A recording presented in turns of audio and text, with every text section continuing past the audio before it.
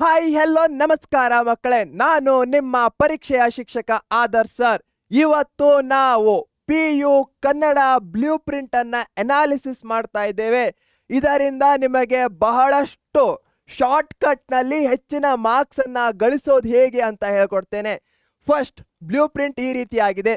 ಇಲ್ಲಿ ಏನ್ ತಿಳ್ಕೊಳ್ಬೇಕು, ಇಲ್ಲಿ ಪದ್ಯ ಭಾಗದಿಂದ 43 ಅಂಕಗಳು ಬರ್ತಾ ಇವೆ, ಗದ್ಯ ಭಾಗದಿಂದ 32 ಅಂಕಗಳು, ಹಾಗೆ ದೀರ್ಘ ಗದ್ಯ ನಾಟಕದಿಂದ 25 ಅಂಕಗಳು. ಸಿಂಪಲ್ಲು 80 ಮಾರ್ಕ್ಸಿನ ಪೇಪರು, ಗರಿಷ್ಠ ಅಂಕಗಳು 80, ಬಟ್ ಆರ್ ಅಥವಾ ಕ್ವಶನ್ಸ್ಗಳು ಬರುತ್ತೆ. ಹೀಗಾಗಿ 120 ತನಕ ಹೋಗುತ್ತೆ. 2 ಮಾರ್ಕ್ಸ್ ಅಲ್ಲಿ 3 ಕ್ವಶನ್ 4 ಕ್ವಶನ್ ಕೊಟ್ಟಿರ್ತಾರೆ, ಅದರಲ್ಲಿ 3 ಬರಿಬೇಕಾಗತ್ತೆ. ಹೀಗಾಗಿ ಗರಿಷ್ಠ 120 ಇರತ್ತೆ, ಬಟ್ ನಿಮಗೆ ಸಿಗುವಂತಹ ಮ್ಯಾಕ್ಸಿಮಮ್ ಮಾರ್ಕ್ಸ್ 80. ಇದು ಅಂಡರ್ಸ್ಟ್ಯಾಂಡ್ ಆಗಿದೆ ಅನ್ಕೊಳ್ತೇನೆ. ಯಾಕಂದ್ರೆ ಬಹಳಷ್ಟು ಮಕ್ಕಳು ಕನ್ಫ್ಯೂಷನ್ ಮಾಡ್ಕೊಳ್ತಾರೆ, ಇಲ್ಲಿ 120 ಇದೆ ಸರ್, ಬಟ್ ನಮ್ಮ ಪೇಪರ್ 80 ಮಾರ್ಕ್ಸ್ ಸಿಗಲ್ವಾ ಅಂತ.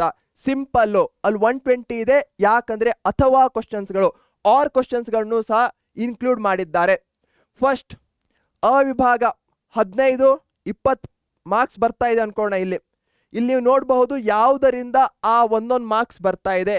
ಸೊ ಫಾರ್ ಎಕ್ಸಾಂಪಲ್, ಇನ್ನು ಹುಟ್ಟದೇ ಇರಲಿ ನಾರಿಯರನ್ನವಲು, ಇದರಲ್ಲಿ ನೀವು 1 ಮಾರ್ಕ್ಸಿನ ಕ್ವಶನ್ಸ್ಗಳನ್ನ ಓದೋ ಅವಶ್ಯಕತೆನೇ ಇಲ್ಲ. ಹೀಗಾಗಿ ಸಾರಾಂಶ ಇರಬಹುದು, ಸಂದರ್ಭ, ಅವುಗಳನ್ನ ಓದ್ಕೊಂಡ್ರೆ ಸಾಕು. ಈ ರೀತಿಯಾಗಿ ನೀವು ಸ್ಟ್ರಾಟಜಿಕಲಿ ಪ್ರಿಪೇರ್ ಆಗಬಹುದು. ಯಾವ ಚಾಪ್ಟರ್ನಿಂದ ಯಾವ ಕ್ವಶನ್ ಬರುತ್ತೆ. ಸಿಂಪಲ್, ಹಬ್ಬಲಿ ಅವರ ರಸಬಳ್ಳಿ, ಇದರಿಂದಲೂ ಸಹ ನೀವು ಜಾಸ್ತಿ ಟೆನ್ಷನ್ ತೆಗೆದುಕೊಳ್ಳೋ ಅವಶ್ಯಕತೆ ಇಲ್ಲ 1 ಮಾರ್ಕಿನ ಕ್ವಶನ್ಗೆ. ಯಾಕಂದ್ರೆ 3 ಅಂಕದ ಪ್ರಶ್ನೆ ಬರ್ತಾ ಇದೆ ಈ ಚಾಪ್ಟರ್ನಿಂದ. ಸೊ ಹೀಗಾಗಿ ಯಾವುದೇ ಚಾಪ್ಟರ್ ಅನ್ನ ಓದೋದಕ್ಕಿಂತ ಮುಂಚೆ ಯಾವ ರೀತಿ ಓದಬೇಕು ಅದರ ಸಾರಾಂಶ ತಿಳ್ಕೊಂಡ್ರೆ ಸಾಕ ನಂಗೆ. ಅಥವಾ ಒಳಗಿಂದ ಕ್ವಶನ್ಸ್ಗಳನ್ನ ಕೇಳ್ತಾರ, ಮಯ್ಯ ತನೂಜೆ ಅಂದ್ರೆ ಯಾರೋ, ಆ ರೀತಿಯ ಕ್ವಶನ್ಸ್ಗಳನ್ನ ಕೇಳ್ಬೋದು. ಯಾಕಂದ್ರೆ 1 ಮಾರ್ಕ್ಸಿನ ಕ್ವಶನ್ ಬರುತ್ತೆ. ಹೀಗಾಗಿ ನೀವು ಪ್ರತಿಯೊಂದು ಚಾಪ್ಟರ್ ಅನ್ನ ಓದೋದಕ್ಕಿಂತ ಮುಂಚೆ ಅದರಿಂದ ಯಾವ ರೀತಿಯ ಕ್ವಶನ್ಸ್ಗಳು ಬರ್ತಾ ಇವೆ ಅಂತ ಅಂಡರ್ಸ್ಟ್ಯಾಂಡ್ ಮಾಡ್ಕೊಳ್ಳಿ. ಅದಾದ್ಮೇಲೆ ಓದಿ.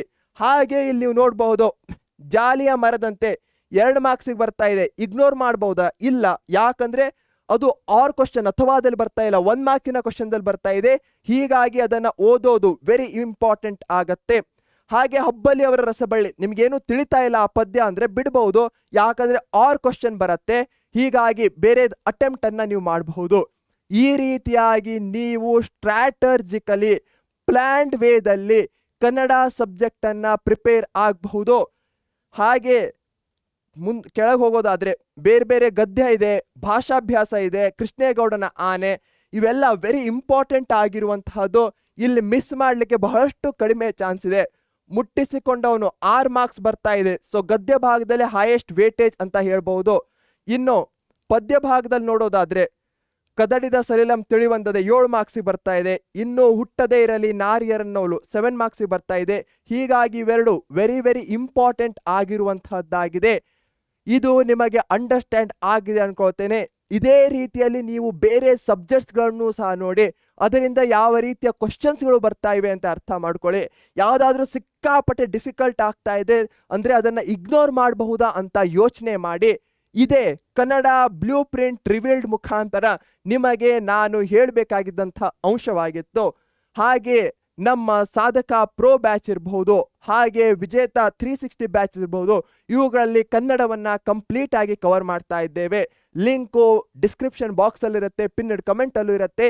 ಹೀಗಾಗಿ ಈಗಲೇ ನಮ್ಮ ಬ್ಯಾಚ್ಗಳನ್ನ ಜಾಯ್ನ್ ಆಗಿ ನಿಮ್ಮ ಬೋರ್ಡ್ ಇರಬಹುದು, ಯಾವುದೇ ಎಕ್ಸಾಮ್ ಇರಬಹುದು, ಅದನ್ನ ಏಸ್ ಮಾಡಿ. ಹಾಗೆ ನಮ್ಮ PU ಚಾನಲ್ ಅನ್ನ ಇನ್ನೂ ಸಬ್ಸ್ಕ್ರೈಬ್ ಮಾಡಿಲ್ಲ ಅಂದ್ರೆ ಈಗಲೇ ಸಬ್ಸ್ಕ್ರೈಬ್ ಮಾಡಿ. ಯಾಕಂದ್ರೆ ಇಂತಹದೇ ಇನ್ಫಾರ್ಮೇಶನ್ಗಳೊಂದಿಗೆ ನಾನು ನಿಮ್ಮ ಮುಂದೆ ಬರ್ತಾ ಇರ್ತೇನೆ. ಇದೇ ನೋಟ್ನಲ್ಲಿ ಬಾಯ್ ಅಂತ ಹೇಳೋ ಸಮಯ. Take care, thank you, bye bye.